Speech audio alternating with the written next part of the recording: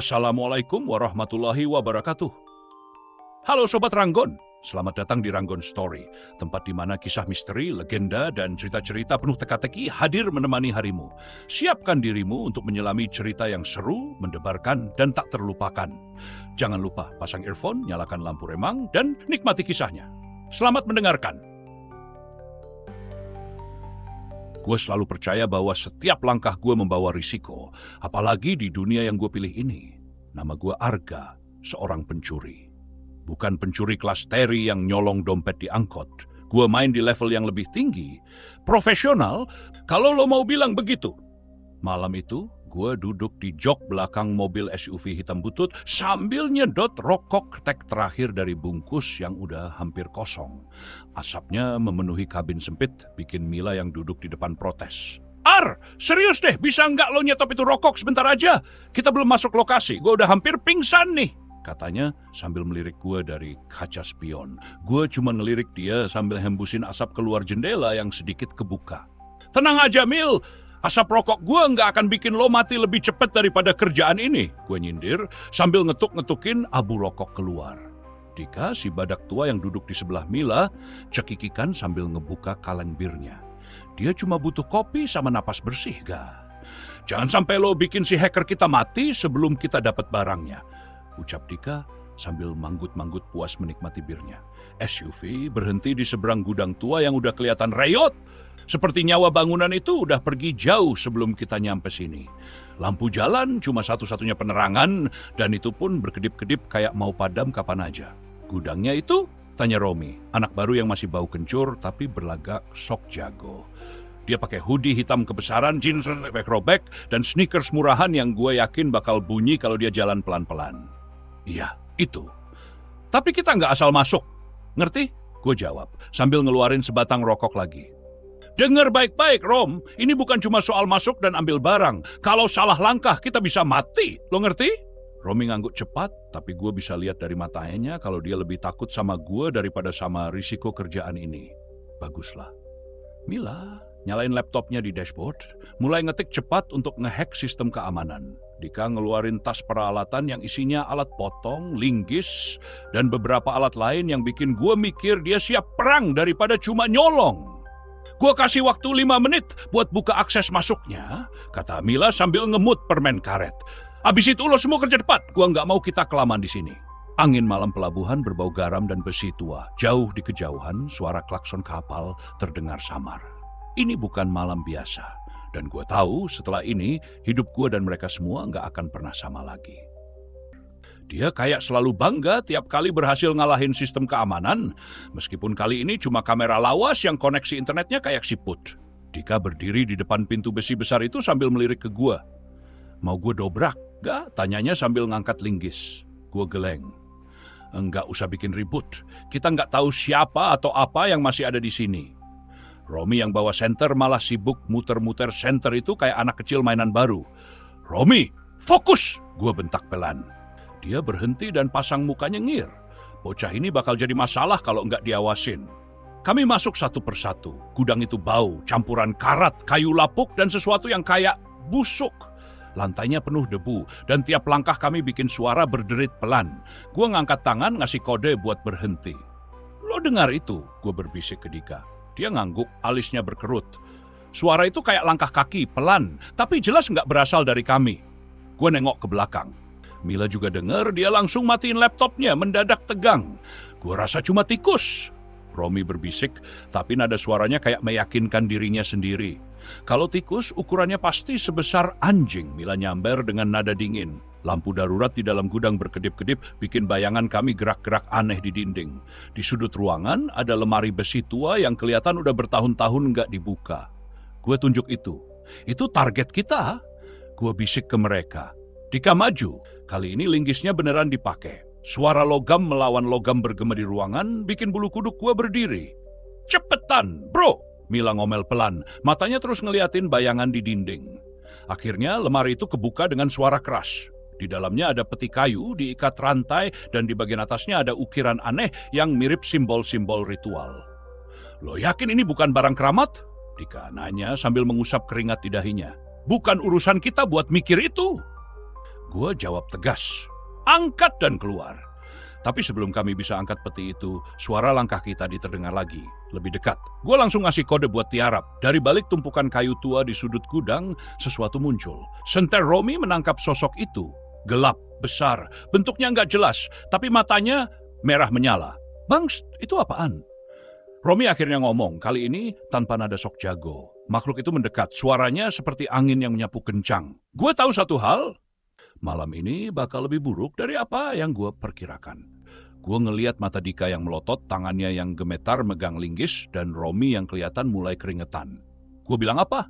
Mila bisik, suaranya cuma terdengar samar di tengah keheningan. Gue udah bilang kalau ini bukan tempat yang biasa. Dika maju pelan ngejauh dari bayangan itu. Gue juga nyaris nggak bisa bernapas, nahan cemas yang makin kencang. Arga, lo ngerti apa ini? Tanya Dika, suaranya parau, hampir kayak orang ketakutan. Gue cuma bisa geleng, tangan gue udah keringetan. Ini nggak bisa dibilang biasa, Dik. Kita dihadapkan sama sesuatu yang lebih gede dari kita. Makhluk itu yang tadi kami lihat di ujung ruangan, gerakannya makin dekat.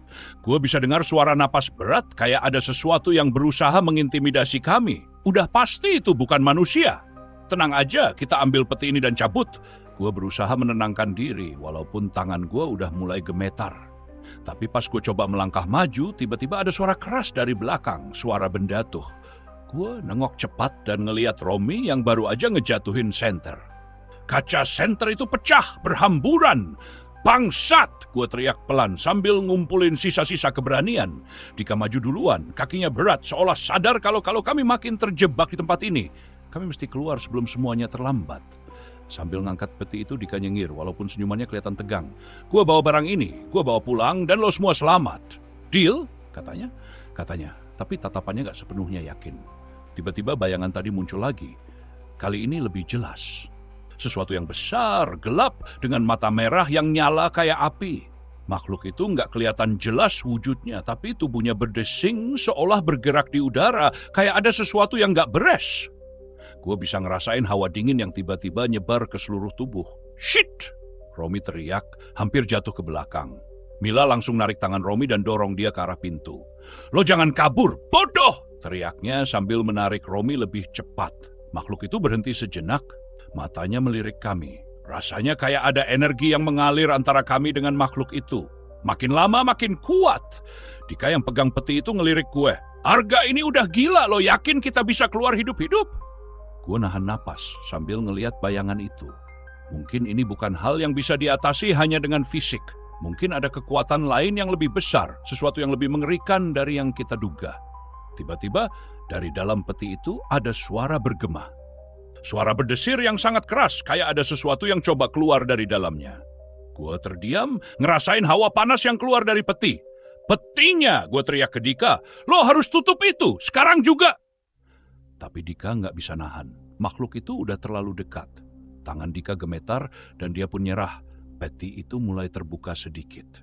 Suara berdesir makin keras dan di saat itu tiba-tiba ada bau busuk yang nyengat, kayak ada sesuatu yang busuk keluar dari dalam peti. Makhluk itu mendekat lebih cepat dan gue bisa lihat sorot mata merahnya yang lebih terang. Arga! Mila teriak, petinya! Tutup! Itu bukan barang biasa! Tapi udah terlambat. Makhluk itu melangkah maju dan waktu itu gue bisa ngerasain perasaan cemas yang sangat dalam. Kayak setiap inci udara di sekitar gue semakin berat, seolah udah nggak ada jalan keluar. Gue merem sejenak, ngerasa dunia berputar-putar. Semua yang ada di sekitar gue kayak hilang, digantikan oleh kegelapan pekat yang menyesakkan dada. Rasanya kayak gue tenggelam di dalam lautan yang dalam, nggak ada udara. Lalu, suara itu, suara desiran yang pelan, berderit kayak rantai besi yang digeret di lantai, pelan tapi pasti, menyusup ke dalam telinga. Gue bisa ngerasain tubuh gue semakin berat, kayak ditarik ke bawah. Mungkin gue udah kehilangan kesadaran beberapa detik, tapi akhirnya gue berhasil buka mata. Di depan gue, bayangan kabut hitam itu masih ada. Tapi sekarang, makhluk itu lebih nyata. Kayak sosok manusia besar yang bentuknya nggak jelas, tubuhnya terbuat dari bayangan gelap. Cuma matanya yang terang merah menyala kayak api. Dika di sebelah gue masih memegang peti, tapi ekspresinya kacau. Ini nggak ada habisnya, Arga, katanya. Suaranya tercekat. Kita harus keluar dari sini. Kita nggak bisa melawan dia. Gue terdiam, mencoba ngerasain apa yang harus gue lakukan. Semua yang kita lakukan kayak sia-sia. Kita nggak bisa mundur, nggak bisa lari. Semua yang ada di sekitar kami terasa gelap dan asing. Lo denger itu? Romi tanya. Matanya nyelidik ke arah langit-langit gudang. Apa? Gue tanya. Nahan napas. Suara kayak derap kaki, kayak ada lebih banyak lagi yang datang. Romi nyengir kecut. Gue nggak mau mati di sini, Arga. Mila di samping gue nggak banyak bicara, tapi gue bisa lihat dia lagi ngecek tangan dan kakinya, kayak ngelihat apakah dia bisa kabur atau enggak. Tapi dia tahu ini bukan tentang lari. Kita udah terjebak. Makhluk itu makin mendekat. Rasanya udara makin berat. Dika, gue teriak, lo harus buka petinya. Ada yang salah, kita nggak bisa lari dari ini tanpa ngebuka itu. Dika cuma ngangguk, dan dia mulai buka peti itu dengan gemetar. Pas dia ngangkat penutup peti, cahaya yang keluar dari dalamnya malah semakin terang, membanjiri ruangan. Semua terangnya kayak membakar mata gue. Dari dalam peti, gue bisa lihat wujud batu hitam yang bercahaya itu. Suara berdesir dari dalam batu itu makin kencang. Tiba-tiba, makhluk itu teriak, dan seketika peti itu meledak. Semua barang dalam gudang itu terlempar, pecah berantakan. Gue sempat ngerasa nggak sadar lagi, tapi yang gue ingat adalah teriakan Dika yang nyaring. Dan suara kayak petir di telinga gue. Dika berdiri tegak, matanya kosong, mulutnya terbuka, tapi nggak ada suara yang keluar. Dia berusaha bergerak, tapi tubuhnya kayak kaku, terhenti oleh sesuatu yang nggak terlihat. Nggak ada yang bisa dia lakukan selain menatap ke depan, ke arah makhluk itu yang semakin mendekat dengan langkah yang perlahan tapi pasti. Dika, jangan. Gue coba lari ke arahnya, tapi rasanya langkah gue berat banget. Nggak ada yang bisa gue lakukan untuk menghentikan semua ini. Dika mulai terjatuh, tubuhnya seperti ditarik oleh kekuatan tak terlihat. Suara desis makin keras di telinga gue.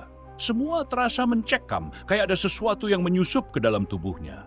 Matanya mulai berputar, dan akhirnya mulutnya mengeluarkan cairan kental berwarna merah. Dika nggak bisa berteriak, hanya suara desisan yang keluar. Cairan itu mulai menetes dari mulutnya, tubuhnya terkulai lemas, lalu dia jatuh ke lantai dengan keras. Dika! Gue teriak, berusaha melangkah maju. Tapi tubuh gue terasa lemas, gue nggak bisa bergerak. Romi di sebelah gue panik. Dika, lo nggak bisa mati gitu aja, bro. Dia coba maju, tapi seketika makhluk itu melesat ke arah Romi. Gue cuma bisa nonton, Romi nggak punya kesempatan. Makhluk menuju arah tubuh Romi. Tubuh Romi tersentak, terdengar suara krak, krak, krak. Seketika tubuhnya terbujur kaku, cairan kental menyebar di lantai. Gue hampir nggak percaya apa yang gue lihat.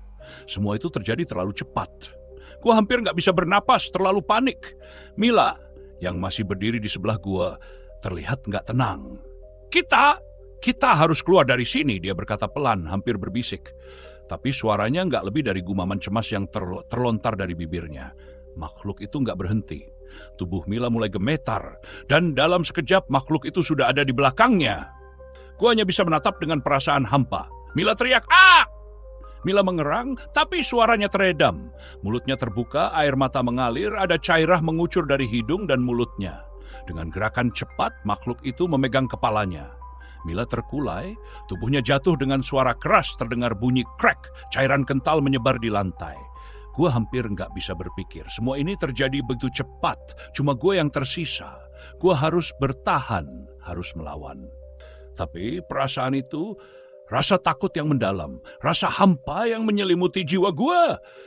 Kayak gue udah punya apa-apa lagi. Teman-teman gue satu persatu hilang. Gue mundur perlahan, sampai gue ngerasain punggung gue menempel ke dinding dingin. Gak ada tempat lagi buat gue kabur. Makhluk itu mendekat.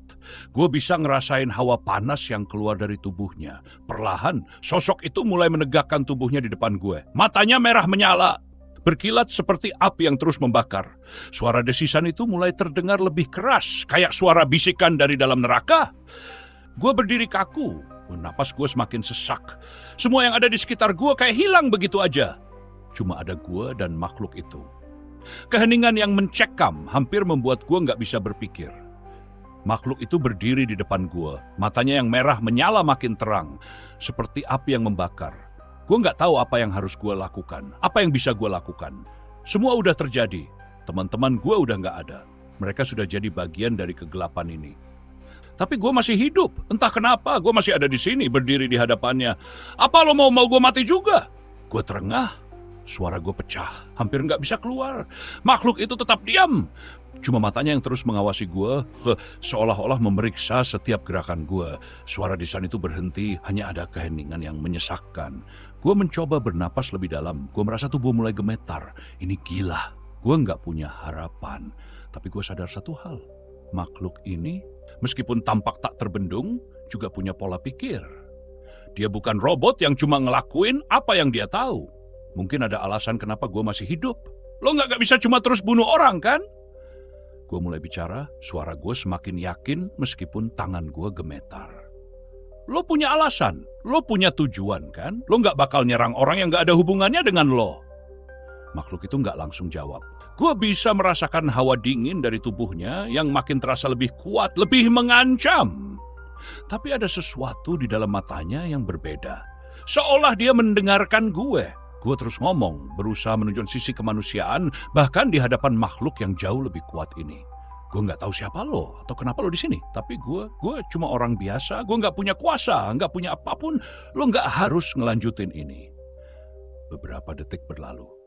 Gue bisa ngerasa sesuatu berubah. Makhluk itu mundur sedikit, seakan-akan menilai gue, mungkin mencoba membaca apa yang ada di dalam diri gue. Mereka. Suara itu akhirnya keluar, suara yang berat dan dalam seperti datang dari dalam tanah. Mereka layak mati, karena mereka tidak paham. Mereka bukan bagian dari dunia ini. Gue ngelirik ke sekitar, ngelihat tubuh teman-teman gue yang tergeletak di lantai. Mereka nggak ngerti apa yang sebenarnya terjadi. Tapi gue ngerti, kalau gue bisa selamat, mungkin karena gue ngerti.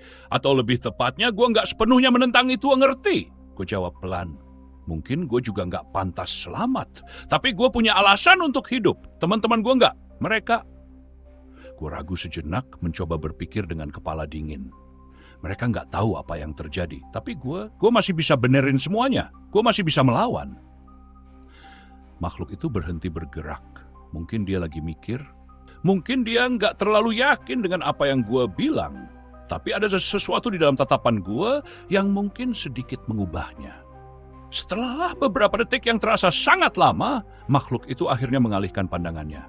Mata merahnya yang membara meredup sedikit. Pergilah, suaranya terdengar lebih pelan seperti bisikan angin. Kau tidak akan bisa mengubah takdir mereka, tapi kau boleh hidup. Untuk saat ini, gue nggak bisa berkata apa-apa. Hanya rasa lega yang menyelimuti dada gue, tapi gue juga ngerasain sesuatu yang lebih mendalam. Sebuah beban. Gue selamat. Tapi harga yang gue bayar adalah melihat teman-teman gue terhukum dan gak tahu apa gue layak hidup setelah semua ini.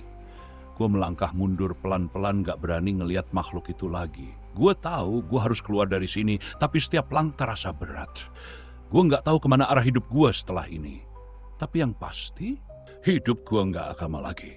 Aku berjalan pelan, langkahku terasa berat. Sisa-sisa darah yang ada di tangan dan tubuhku sudah lama mengering, tapi rasa lengketnya masih terasa di dalam hatiku. Setiap langkah yang kuambil terasa seperti beban yang semakin besar. Dan di setiap sudut, bayangan teman-temanku yang terjatuh semakin mengganggu pikiranku. Ada saat-saat ketika aku merasa seperti mimpi. Seperti ini bukan kenyataan. Tapi kenyataan itu semakin jelas, semakin nyata, dan semakin menjeratku. Aku berhenti sejenak mengingat malam itu, malam yang menjadi awal dari semua ini. Sebuah misi yang awalnya tampak sederhana. Aku masih ingat bagaimana semuanya dimulai. Flashback. Aku duduk di sudut gelap kafe, menatap secangkir kopi yang hampir habis. Rokok di tangan kiriku mulai habis. Dalam keremangan cahaya itu, aku merasa seperti ada sesuatu yang salah. Tapi aku nggak tahu kenapa. Tiba-tiba ponselku berdering. Suara di ujung sana, suara yang sudah begitu sering ku dengar. Arga, ada pekerjaan besar buatmu. Suara Gemma terdengar dingin, tapi aku tahu dia nggak main-main. Gemma, orang yang selalu punya cara untuk meyakinkanku. Selalu ada cara agar aku ikut dalam permainan kotornya. Kali ini lebih gede dari yang biasa, lanjut Gemma. Kau nggak sendiri. Kau bakal bawa teman-temanmu. Ini kesempatan kita untuk keluar dari semua masalah. Kalau kita sukses, kita bisa hidup lebih bebas. Aku hanya diam, menghisap rokokku lebih dalam. Itu bukan pertama kalinya Gemma memberiku tawaran seperti ini. Aku tahu risiko, tahu betul bahwa dunia ini nggak pernah adil, dan kita harus berjuang untuk mendapatkannya, apapun harganya. Meskipun aku sering merasa ragu, hidupku sudah terlalu terjerat dalam dunia ini. Aku mengangguk pelan. Apa yang harus aku lakukan? Kita akan mencuri barang dari seseorang yang sangat berpengaruh, kata Gemma. Sebuah artefak yang sangat langka. Ini bukan hanya soal uang, ini soal kekuatan. Kalau kita punya itu, kita nggak akan pernah kekurangan apa-apa lagi. Itu adalah tawaran yang tak bisa kutolak. Bukan hanya untuk uang, tapi juga untuk kebebasan dari semua belenggu. Kebebasan dari utang, kebebasan dari masalah yang terus datang. Aku nggak peduli lagi siapa yang bakal jatuh, siapa yang bakal terluka. Aku hanya fokus pada satu hal, keluar dari masalah ini. Aku merekrut Dika, Romi, dan Mila, masing-masing dengan latar belakang yang sama. Kita adalah orang-orang yang terjebak dalam hidup yang salah, dan ini adalah kesempatan kita untuk merubah semuanya. Keputusan itu terasa benar saat itu. Kembali ke masa sekarang. Tapi sekarang semuanya sudah berbeda. Teman-temanku, mereka sudah pergi. Satu persatu, mereka hilang. Apakah semuanya layak? Apakah kebebasan itu layak dibayar dengan harga seperti ini? Kenapa aku melakukan itu? Kenapa aku memilih jalan ini? Padahal aku tahu betul apa yang ada di depan. Aku bisa merasakan kesalahan besar yang aku buat. Keputusan itu, misi itu, membawa kami semua ke dalam kegelapan yang tak terhindarkan. Kami berjuang untuk hidup, tapi justru itulah yang akhirnya membuat kami kehilangan nyawa. Gemma, suara yang dulu meyakinkanku, kini terasa seperti pengingat akan dosa yang telah kulakukan. Aku ingin pergi dari semuanya, meninggalkan kehidupan ini. Tapi aku tahu, tak ada yang bisa aku lakukan untuk mengubah masa lalu. Aku terjatuh ke lutut di tempat yang sepi, menatap bintang yang samar di langit malam. Semua rasa penyesalan yang selama ini ku pendam keluar begitu saja. Semua yang telah terjadi, yang telah kubuat, aku tak bisa melarikan diri dari kenyataan. Keputusan-keputusan yang aku buat telah mengarah pada ini. Semua kematian, semua kehilangan. Apakah aku layak untuk hidup setelah ini? Gemma pernah bilang, kita akan bebas. Arga, kita bisa memulai hidup baru. Tapi sekarang, aku nggak tahu lagi apa arti kebebasan itu. Kebebasan yang kuterima ternyata hanya membawa kehancuran. Aku bangkit dengan perlahan, menatap langit yang gelap, berharap ada sesuatu yang bisa menjelaskan semua ini. Tapi tak ada jawaban, hanya keheningan. Terima kasih sudah mendengarkan sampai akhir. Semoga cerita ini bisa mengisi waktu dan menjadi teman beristirahat di saat Anda lelah. Jangan lupa tinggalkan jejak di kolom komentar dan akhirul salam. Wassalamualaikum warahmatullahi wabarakatuh. Sampai jumpa di cerita selanjutnya.